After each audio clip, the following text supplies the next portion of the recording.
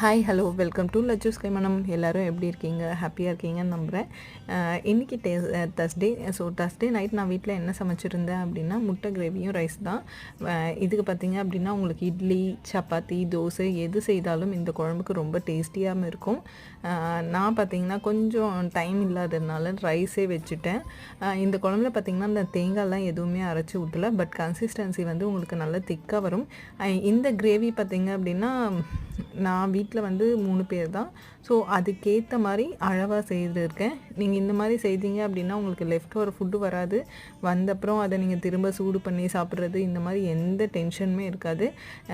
அளவு பார்த்திங்க அப்படின்னா ஒரே ஒரு வெங்காயம், சின்ன சைஸ் தக்காளியாக இருந்தால் 2 தக்காளி, ஒரு வெங்காயத்துக்கு ஒரு தக்காளியே போதுங்க. ஒரு வெங்காயம் ஒரு தக்காளி இருந்தாவே இந்த கிரேவியை சூப்பராக செஞ்சிடலாம். அண்ட் சாப்பிடவும் ரொம்ப எம்மியாக இருக்கும். இந்த ரெசிபி வேணும் அப்படின்னா சேனலுக்கு கமெண்ட் பண்ணுங்கள். கண்டிப்பாக உங்களுக்கு